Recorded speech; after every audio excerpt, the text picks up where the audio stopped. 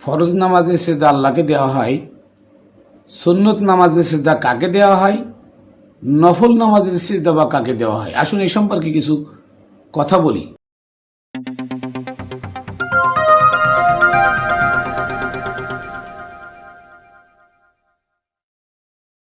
বিসমিল্লাহির রহমানির রহিম। আসসালাতু ওয়াসসালামু আলা সাইয়্যিদিল মুরসালিন ওয়া আলিহি ওয়া আসহাবিহি আজমাইন।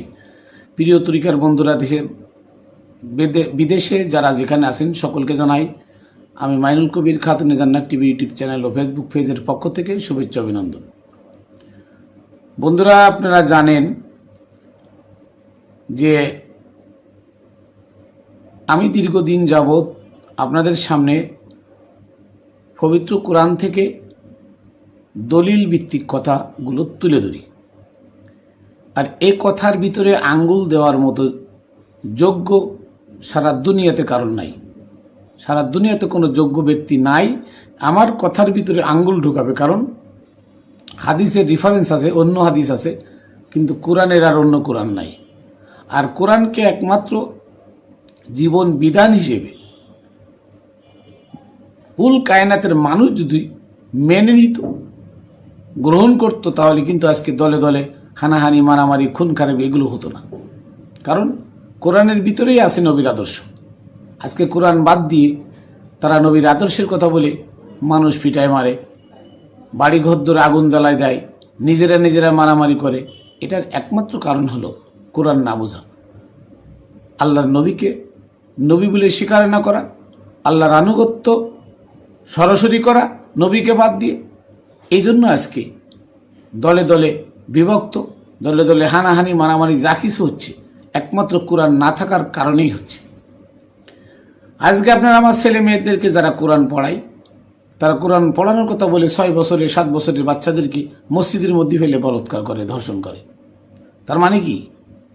ওই কোরআনটা ওর ভিতরে নাই। কোরআনের যে আদর্শ, সে আদর্শর ভিতরে নাই। কোরআন আল্লাহ যে পথে চলতে বলছেন ওই পথ ধরে সে চলে না, তাই সে এজিদের পথে আছে। এজিদের পথে এগুলো করা সহজ। এগুলো করলে দুই উত্তম মধ্যম দিয়ে এই এক মসজিদ থেকে তাড়াই দিব, বসবিরে আর এক জায়গায় আর এক মসজিদে যাই সে ইমামতি করে খাইব, এক মাদ্রাসা থেকে তাড়াই দিব আর এক মাদ্রাসা ইমামতি করে খাইব। কিন্তু তার ভিতরে এলেম নাই, তার ভিতরে নবীর প্রেম নাই, আল্লাহ রহমত, আল্লাহ যে আমাদের সৃষ্টিকর্তা, এই কথা তার মনে নাই। তো দেখেন সূরা আল ইমরানের 31 নম্বর আয়াত আল্লাহ বলেন, কুল ইন কুনতুম তুহিব্বুনাল্লাহ ফাত্তাবিউনি ইউহিব্বুকুমুল্লাহ। হে রাসূল, আপনি বলুন, ইন কুনতুম তুহিব্বুনাল্লাহ, তোমরা যদি আল্লাহকে ভালোবাসতে চাও, ফাত্তাবিউনি ইউহিব্বুকুমুল্লাহ, তাহলে আমি নবী আমার আনুগত্য করো। তখন আমি নবীর আনুগত্য করো এ কথা কে বলেছে? আল্লাহ বলেছে। এখন আমরা নবীর আনুগত্য না করি, আমরা সরাসরি আল্লাহর ইবাদত করি। আল্লাহ কি বলেছে যে তোমরা নবী টবি লাগবে না, নবী রসুল সব বাদ দিয়ে তোমরা আমার ইবাদত করো? বলেছে? আল্লাহ বলে নাই। আল্লাহ বলেছে মানে কুল ইন কুনতুম তুহিব্বুনাল্লাহ, যদি তুমি আল্লাহকে ভালোবাসতে চাও, ফাত্তাবিউনি ইউহিব্বুকুমুল্লাহ, তাহলে নবী বলছে তাহলে আমার আনুগত্য করো। আর আমার আনুগত্য করলে তাহলে কি হবে? আল্লাহর আনুগত্য করা হবে, আল্লাহকে ভালোবাসা হবে। তো আসুন এবার আমরা ফরজ নামাজ পড়ি, সুন্নত পড়ি, নফল নামাজ পড়ি। আল্লাহ বলছে নবীর আনুগত্য করতে, নবীর আনুগত্য করলে আল্লাহর আনুগত্য হয়ে যাবে। এখন আমরা কি করি? আমরা আল্লাহর আনুগত্য করতেছি, আল্লাহর আনুগত্য করে বলতেছি তুমি নবীর আনুগত্য করো। নাউজুবিল্লাহ। কি করে? দেখেন, আমরা মসজিদে গিয়ে একই সূরা কিরাত, একই দোয়া, একই সব কিছু দিয়ে প্রথমে পড়তেছি ফরজ নামাজ, আল্লাহর হুকুম। ফরজ পড়তে কোরআনের যে আয়াত পড়লাম, তারপরে দোয়া দুরুদ যা পড়লাম, সুন্নত পড়তে তো তাই পড়লাম। তাহলে সুন্নত হলো কোনটা আর ফরজ হলো কোনটা? ফরজ আল্লাহর হুকুম, তাহলে আল্লাহর হুকুম পালন করতে গিয়ে সেটা তো আল্লাহরে দিলাম। সুন্নত নবীর, তাহলে নবী কই? নবী কি সামনে ছিল? কারে সেজদা দিলেন? এই সেজদা কি শিরক হয় নাই? আপনারা যে বলেন মানুষকে সেজদা, নবীকে সাহাবীরা সেজদা দেয় নাই, তা আপনি তো মসজিদের মধ্যে নবীকে সেজদা দিয়েছেন। নবীকে সামনে না রেখে আপনি সুন্নত নামাজ পড়লেন কি করে? সুন্নতটা কার? সুন্নতের মালিক কে? নবী। তো একই কোরআনের আয়াত, একই দোয়া দুরুদ, একই সব কিছু দিয়ে আপনি সুন্নত বানাইলেন নবীর জন্য, তো নবীর সামনে না রেখে সেজদাটা কারে দিলেন? আল্লাহটা নেই, আল্লাহ এসে দাঁড়ায় তারা সেজদা দিলেন। তো নবী নামাজ পড়তে যায় সেজদাটা আপনি কারে দিলেন? আপনি নিশ্চয়ই নবীকে সামনে রেখে সেজদা দিছেন। তো নবীকে সামনে রেখে সেজদা দিলে তাহলে এটা সুন্নত হবে। আর যদি কোনো নবী নাম আল্লাহরে দিছি, তাহলে আপনি আমার কথাটা কি রাইট না? যে আল্লাহরে করছেন আল্লাহ তোমার আনুগত্য করবো, তুমি যে নবীর আনুগত্য করো, আমরা নবী টবি মানি না, তাই হলো না? কথা কি হইল? আল্লাহ বলতেছে নবী ওরা আমাকে ভালোবাসতেছিলে, আপনার আনুগত্য করতে কন, আপনাকে অনুসরণ করতে কন, আপনার নিয়ম অনুযায়ী চলতে বলেন। আর আমরা বলতেছি হে আল্লাহ নবী টবি আমরা চিনি না, আমরা তোমারে চিনি, তোমার আনুগত্য করতেছি, তুমি যাই নবীর আনুগত্য করো গা। তাহলে কি হলো? হিতে বিপরীত হইল না? কোরআনে আল্লাহ বলতেছে একটা, আমরা বলতেছি আর একটা। সুন্নত মারাম একই, নামাজ একই, দোয়া দুরুদ একই, সব 4 রাকাত হলো সুন্নত আর 4 রাকাত হলো ফরজ। যেমন জোহরের 4 রাকাত সুন্নত, 4 রাকাত ফরজ। তো 4 রাকাত সুন্নত আমি পড়লাম, ওই সুন্নত নবীর নাম নিয়ে সুন্নত পড়লাম, নবী কি সামনে ছিল? ওই ঘরের মধ্যে কি নবী ছিল? আপনারা তো মানেন না, নবী ময়ূরে ফুইসে গলে গেছে।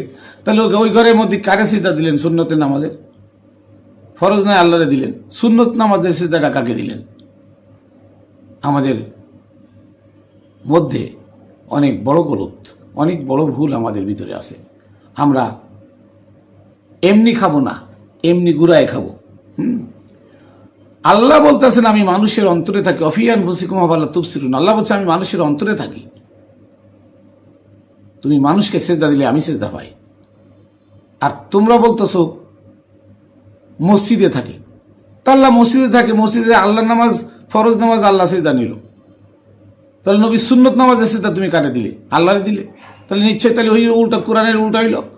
আল্লাহ বলতেছে নবীর আনুগত্য করলে আমাকে বাবা আমাকে ভালোবাসা হবে, আর তোমরা কইতাছো আল্লাহর আনুগত্য করলে নবীরে ভালোবাসা হবে। নবী আল্লাহ নবীর কাছে যে পৌঁছাই দিক, আমরা অত দায়িত্ব নিতে পারবো না, তাই হলো না? উল্টা হইল না?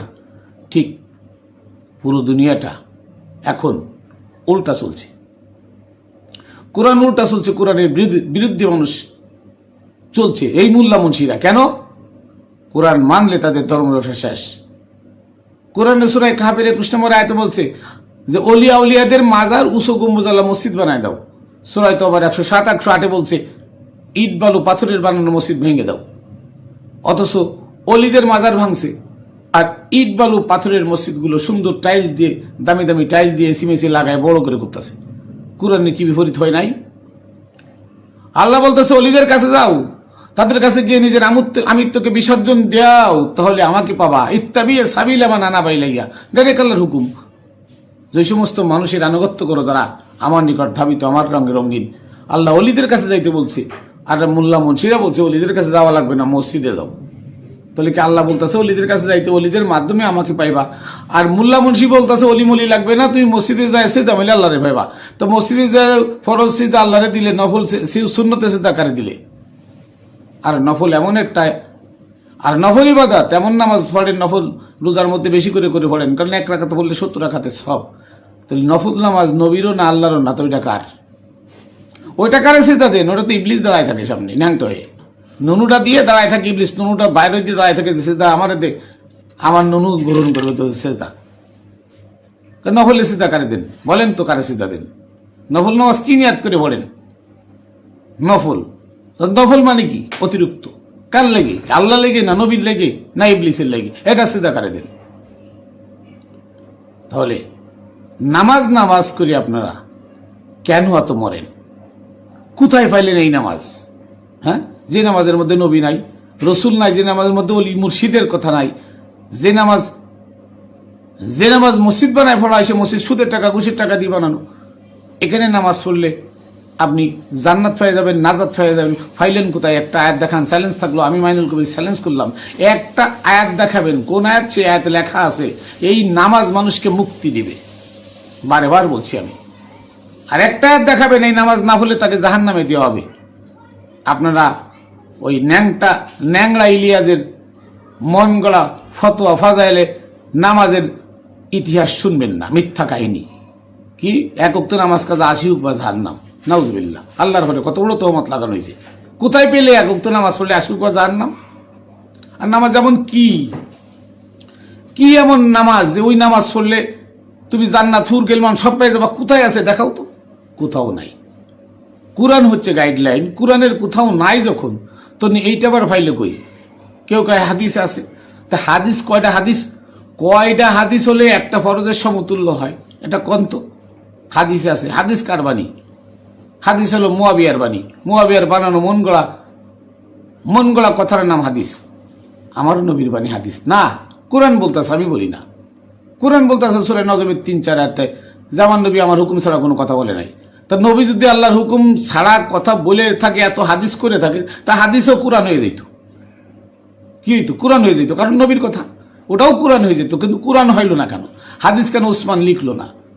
এই হাদিস দিয়ে নামাজের দলিল কই পাইলেন? ফরজ নামাজ পড়বেন একই কিরাত, সূরা কিরাত দিয়ে। কি নামাজের মধ্যে শুধু কোরআনের 2টা জিনিস আছে, সূরা ফাতিহা, তার সাথে 8টা সূরা লাগানো, এছাড়া কোরআনের আর কিছু নাই। তা আল্লাহর নামাজ কোরআন থাকবে না? ওমরের মন গড়া কথা বিধান দ্বারা ইবাদত করে আল্লাহকে পাওয়া যায়, তো তাহলে আসমানি গ্রন্থ যুগে যুগে নবী রাসূলের উপরে আসতো না? তাহলে আজকে আমরা যা কিছু করতেছি সব পশ্চিমাদের কাল্পনিক ইতিহাস, কাল্পনিক বানানো ধর্মগ্রন্থের আমরা অনুসরণ করতেছি করে। আজকে আল্লাহ বলছে নবীর ভালোবাসা, নবীকে ভালোবাসলে আল্লাহকে ভালোবাসা হয়। আর মোল্লাই কইতাছে মসজিদের মধ্যে এসে আল্লাহরে সিজদা দিলে নবী হয়। নাউজুবিল্লাহ। আল্লাহ বলছে নবীর মাধ্যমে আমাকে ডাকো, আর মোল্লা ডাইরেক্ট মসজিদের মধ্যে আল্লাহরে ডাকতেছে, নবী লাগে না। তাহলে এই হচ্ছে আমাদের বর্তমান ধর্ম। এই ধর্মের জন্য আজকে 360 জন ওলি তাদের বাল বাচ্চা, ছেলে মেয়ে, আত্মীয় স্বজন সব ফেলে মোহাম্মদ ইসলামের দেশে আনলো। তারা মসজিদ বানাইলো না, তারা মাদ্রাসা বানাইলো না। আর আজকে 1901 সালে মাদ্রাসা এসে সেই মাদ্রাসায় যত আলেম জালেম পয়দা হচ্ছে, যত জালেম পয়দা হচ্ছে, বলৎকার ধর্ষক পয়দা হচ্ছে, আজকে সেই ধর্ষকরা আমাদের ইসলামটাকে বিকৃত করে আমাদের কাছে পেশ করতেছি, আর আমরা সেটা গ্রহণ করতেছি। প্রতিদিন এই রমজানের 10টা চলে গেল, এই 10টার মধ্যে 120 জনের মতো ধর্ষক ধরা পড়ছে মসজিদে মাদ্রাসায়। সব বাচ্চা, কয় বছরের? 4 বছরের, 5 বছরের। আজকে দেখলাম 2 বছরের ফরিদপুরের 4 বছরের একটা বাচ্চারে দর্শন করছে ফরিদপুরের ইমাম, তাকে দিচ্ছে গণদুলাই। অথচ এর ফাঁসি দেওয়ার দরকার ছিল, এটা নগদে আগুন দিয়ে ফুড়াই মারি ফেলানোর দরকার ছিল। অথচ সেটা না করে আজকে যেখানে সুফিরা আইসে ইসলাম নিয়ে বসেছিল, মাজার বানায়, আজকে মানুষ, নিরীহ মানুষগুলো সেখানে যে বসে, আজকে সেই মাজারে আগুন লাগানো হচ্ছে, মাজার ভেঙে ফেলা হচ্ছে। কেন? ওখানে গাঁজা খাওয়া হয়। গাঁজা খাওয়া পাপ নাকি বলৎকার করা পাপ? গাঁজা খাওয়া পাপ নাকি 6 বছরের বাচ্চা মসজিদের মধ্যে ফেলে দর্শন করা পাপ? বলেন। আজকে একটা মাদ্রাসা মসজিদ কেউ ভাঙছে না, ভাঙছে অলিদের রোজা। তো যাই হোক, আমার কথা হলো, এই নামাজ করেন, নামাজ পড়ে কেউ মুক্তি পাবেন না। এক কথা শুনে রাখেন, এই নামাজ আসল নামাজ না। আসল নামাজ জানতে হলে আল্লাহর কামেল অলিদের কাছে যাইতে হবে, কামেল অলিদের পদচরণে নিজের গুলামি করতে হবে। ওখান থেকে নামাজ শিখতে পাবেন, ওখান থেকে এলেম শিখতে পাবেন, যে এলেম জিন্দা এলেম। আর কোরআন যেটা আছে এটা মুর্দা। তারপর মানুষ কোরআনকে, সাধারণ মানুষ যদি গাইডলাইন হিসেবে মানে, তাহলে এখান থেকে হিদায়তের পথ পাবে। কিন্তু সাধারণ মানুষ আজকে কোরআনের কাছে যায় না, শুধু হাদিস হাদিস, এজমা, কিয়াস, ফিকা, উসুল। সারা দুনিয়ার এত ধর্ম, কোনো ধর্মের মধ্যে ফিকা উসুল নাই, কোনো ধর্মের মধ্যে ফতোয়ার কোনো বই নাই। একটা ধর্মের মধ্যে ফতোয়ার বই নাই, সব ফতোয়ার বই এই ইসলাম ধর্মের মধ্যে। এত ফতোয়া আইলো কোত্থেকে এত ফতোয়া আইলো? কারণ ফতোয়াগুলো আইছে দাড়ি টুপি পাগড়ির নিচ থেকে। মদের দোকান থেকে আসে নাই। মদের দোকানের 100 মাতাল একসাথে এক জায়গায় বসে খাইতে পারে, কিন্তু 10 জন মোল্লা এক জায়গায় বসে খাইতে পারে না। ওকাই বুট হয়ে বসে খাওয়া যায়, এই আসন দিয়ে খাওয়া যায়, ওকে হাঁটু উঁচু করে খাওয়া যায়, ওকাই 1 হাঁটু বিছাই খাওয়া যায়, ওখাই 2 হাঁটু উঁচু করে উপর বসে খাওয়া যায়। এই ফতোয়া শুরু হয়ে যায়। আসুন আমরা এই